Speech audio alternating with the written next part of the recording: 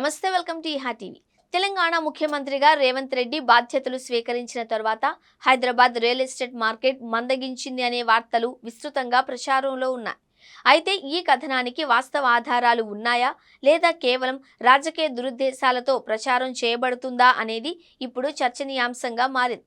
ఇటీవలి కాలంలో చోటు చేసుకున్న కొన్ని ముఖ్యమైన లావాదేవీలు, ముఖ్యంగా కేపీహెచ్పీ వంటి కీలక ప్రాంతాలలో జరిగిన వేలంపాట ఫలితాలు ఈ మందగమనం కథనాన్ని గట్టిగా ఖండిస్తున్నాయి.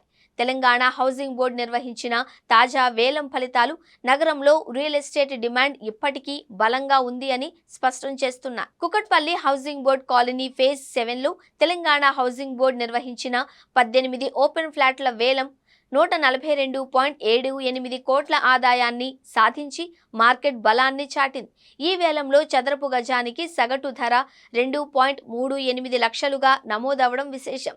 ఫ్లాట్ నంబర్ 22కు అత్యధికంగా చదరపు గజానికి 2.98 లక్షల బిడ్ లభించడం నగరంలో భూమికి ఉన్న విలువను తెలియజేస్తుంది.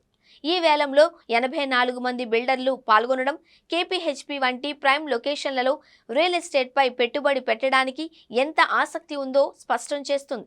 198 నుంచి 987 చదరపు గజాల విస్తీర్ణంలో ఉన్న ఈ ప్లాట్లు హైదరాబాద్లో భూమి ధరలు ఇప్పటికీ గణనీయమైన డిమాండ్లో ఉన్నాయి అని సూచిస్తున్నాయి. కేవలం కేపీహెచ్పీ మాత్రమే కాకుండా హైదరాబాద్ శివారు ప్రాంతాలైన కోకాపేట, శంకర్పల్లి, తెల్లాపూర్ వంటి ప్రాంతాలలోనూ గణనీయమైన రియల్ ఎస్టేట్ లావాదేవీలు జరుగుతున్నాయి.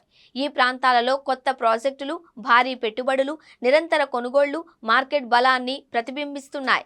ఈ డేటా ఆధారంగా హైదరాబాద్ రియల్ ఎస్టేట్ మార్కెట్ మందగించింది అని చెప్పే కథనం నిజానికి ఆధారరహితంగా కనిపిస్తోంది. కేపీహెచ్బీ వేలంలో 84 మంది బిల్డర్ల భాగస్వామ్యం నగరంలో భూమికి ఉన్న అధిక డిమాండ్ను స్పష్టం చేస్తుంది.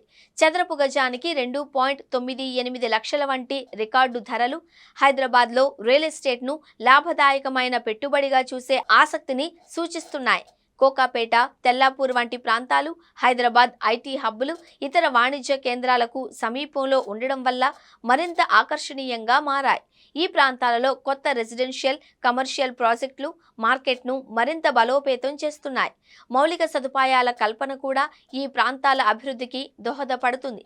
రియల్ ఎస్టేట్ మందగించిందనే వాదనలు కేవలం రాజకీయ ఉద్దేశాలతో కూడినవిగా కనిపిస్తున్నాయి. కేపీహెచ్పీ వంటి కీలక లావాదేవీలు ఈ కథనాలను తోసిపుచ్చే బలమైన ఆధారాలను అందిస్తున్నాయి. వాస్తవాలు రాజకీయ ప్రచారానికి భిన్నంగా ఉన్నాయని ఈ డేటా రుజువు చేస్తుంది.